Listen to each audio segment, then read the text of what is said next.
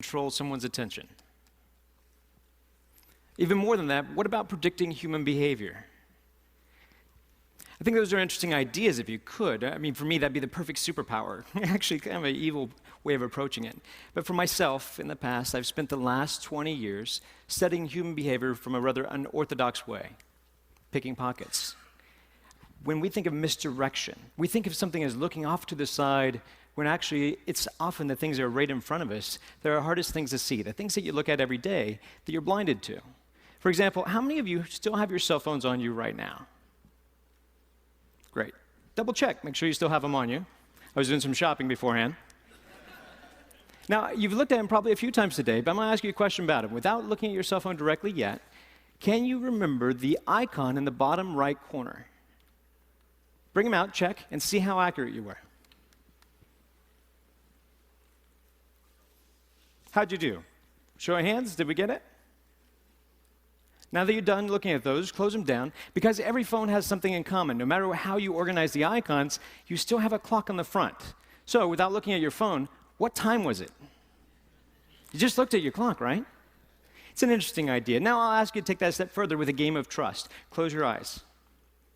I realize I'm asking you to do that while you just heard there's a pickpocket in the room, but close your eyes. Now, you've been watching me for about 30 seconds. With your eyes closed, what am I wearing? Make your best guess. What color is my shirt? What color is my tie? Now open your eyes. By show of hands, were you right? It's interesting, isn't it? Some of us are a little bit more perceptive than others. It seems that way. But I have a different theory about that model of attention. They have fancy models of attention, Posner's trendy model of attention. For me, I like to think of it very simple, like a surveillance system. It's kind of like you have all these fancy sensories, and inside your brain is a little security guard. For me, I like to call him Frank. So Frank is sitting at a desk. He's got all sorts of cool information in front of him, high-tech equipment. He's got cameras. He's got a little phone that he can pick up, listen to the ears, all these senses, all these perceptions. But attention is what steers your perceptions, is what controls your reality. It's the gateway to the mind. If you don't attend to something, you can't be aware of it. But ironically, you can attend to something without being aware of it. That's why there's the cocktail effect. When you're in a party, you're having conversations with someone, and yet you can recognize your name and you didn't even realize you were listening to that. Now, for my job, I have to play with techniques to exploit this, to play with your attention as a limited resource. So if I could control how you spend your attention, if I could maybe steal your attention through a distraction. Now, instead of doing it like misdirection and throwing off to the side, instead what I choose to focus on is Frank, to be able to play with the Frank inside your head, your little security guard, and get you, instead of focusing on your external senses, just to go internal for a second. So if I ask you to access a memory, like, what is that? What just happened? Do you have a wallet? Do you have an American Express in your wallet? And when I do that, your Frank turns around. He accesses the file. He has to rewind the tape. And what's interesting is he can't rewind the tape at the same time that he's trying to process new data. Now, I mean, this sounds like a good theory, but I could talk for a long time and tell you lots of things, and they may be true, a portion of them. But I think it's better if I try to show that to you here live. So, if I come down, I'm going to do a little bit of shopping. Just hold still where you are. Hello, how are you? It's lovely to see you. You did a wonderful job on stage. You have a lovely watch that doesn't come off very well. Do you have your ring as well? Good, just taking inventory. You're like a buffet. It's hard to tell where to start. There's so many great things. Hi, how are you? Good to see you. Hi, sir, could you stand up for me, please? Just right where you are. You're married. You follow the directions well. That's nice to meet you, sir.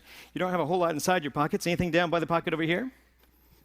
Hopefully so. Have a seat. There you go. You're doing well. Hi, sir. How are you? Good to see you, sir. You have a ring, a watch. Do you have a wallet on you? Well, we'll find one for you. Come on up this way, Joe. Give Joe a round of applause. Come on up, Joe. Let's play a game.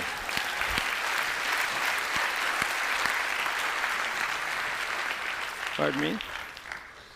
Don't think that you need this clicker anymore. You can have that. Thank you very much. Appreciate that. Come on up to the stage, Joe. Let's play a little game. Now, do you have anything in your front pockets? Money. All right, let's try that. Can you stand right over this way for me?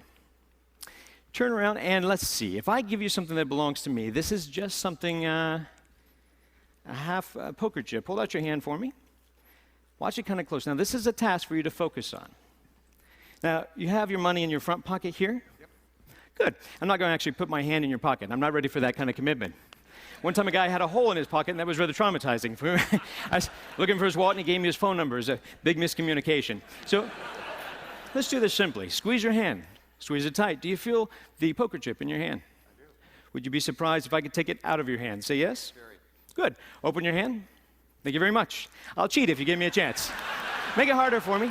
Just use your hand. Grab my wrist, but squeeze. Squeeze firm. Did you see it go? No. No, it's not here. Open your hand. See, while we're focused on the hand, it's sitting on your shoulder right now. Go ahead and take it off. Now, let's try that again. Hold your hand out flat. Open it up all the way. Put your hand up a little bit higher, but watch it close there, Joe. See, if I did it slowly, it'd be back on your shoulder. Joe, we're going to keep doing this till you catch it. You're going to get it eventually. I have faith in you. Squeeze firm. Squeeze. You're human. You're not slow. It's back on your shoulder. You were focused on your hand. That's why you were distracted. While you were watching this, I couldn't quite get your watch off. It was difficult. Yet you had something inside your front pocket. Do you remember what it was? Money. Check your pocket. See if it's still there. Is it still there? Oh, that's where it was. Go ahead and put it away. We're just shopping. This trick's more about the timing, really. I'm going to try to push it inside your hand. Put your other hand on top for me, would you? It's amazingly obvious now, isn't it? It looks a lot like the watch I was wearing, doesn't it? That's pretty good. That's pretty good. Oh, thanks. But it's only a start. Let's try it again a little bit differently. Hold your hands together. Put your other hand on top.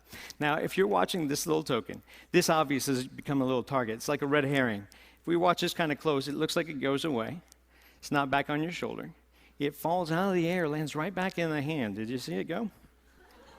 It's funny. Got a little guy, he's union. He works up there all day. If I did slowly, if it goes straight away, it lands down by your pocket. I believe, is it in this pocket, sir? No, don't reach in your pocket. That's a different show. Sorry, that's rather strange. They have shots for that. And can I show them what that is? That's rather bizarre. Is this yours, sir? I have no idea how that works. We'll just send that over there. That's great. I need help with this one. Step over this way for me. Now, don't run away. You had something down by your pants pocket. I was checking mine. I couldn't find everything. But I noticed you had something here. Feel the outside of your pocket for a moment. Down here, I noticed this. Is this something of yours, sir? Is this? I had no idea. That's a shrimp. Yeah, saving it for later. You've entertained all these people in a wonderful way. Better than you know. So we'd love to give you this lovely watch as a gift. Hopefully it matches his taste. But also we have a couple of other things, a little bit of cash. And then we have a few other things. These all belong to you, along with a big round of applause from all your friends. Joe, thank you very much.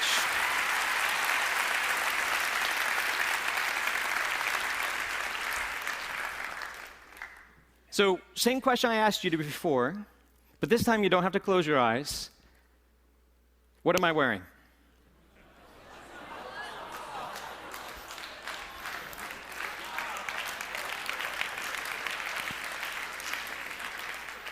Attention is a powerful thing. Like I said, it